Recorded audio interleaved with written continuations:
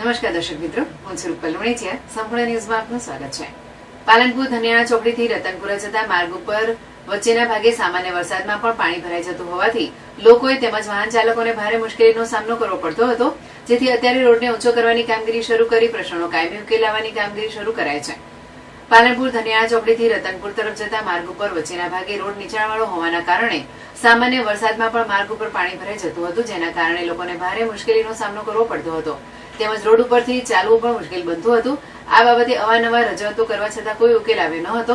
અંતે તંત્ર દ્વારા આ રોડને ઊંચો કરવાની કામગીરી હાથ ધરવામાં આવી છે, જેના કારણે લોકોએ રાહત અનુભવી છે.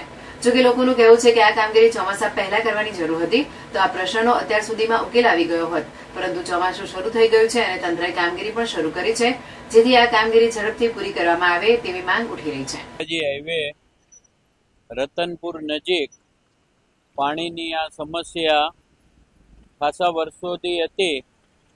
હવે તંત્રએ સફાળા જાગીને આ વસ્તુને ગંભીરતાથી લઈને હવે તંત્રની કામગીરી શરૂ થઈ છે, તો તે માટે આભાર તંત્રનો.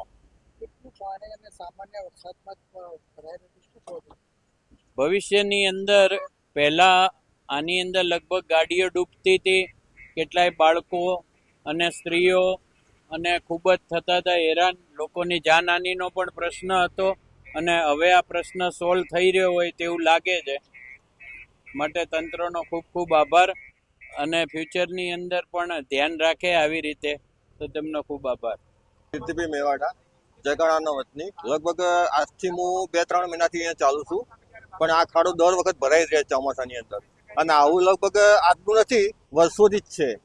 એટલે સરકારને અપીલ કરું છું કે આવા કોઈ પણ જગ્યાએ ખાડા પડ્યા હોય તો લગભગ ચોમાસાની પહેલા આ રજૂઆત કરવી જોઈએ.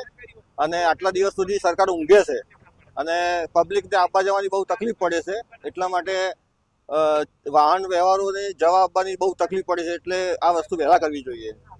અત્યારે કામગીરી થઈ રહી છે. અત્યારે આ કામગીરી થઈ રહી છે, એટલે ચોમાસાની અંદર કામ કાઢ્યું છે, એટલે આવવા જવાની બહુ તકલીફ પડે છે.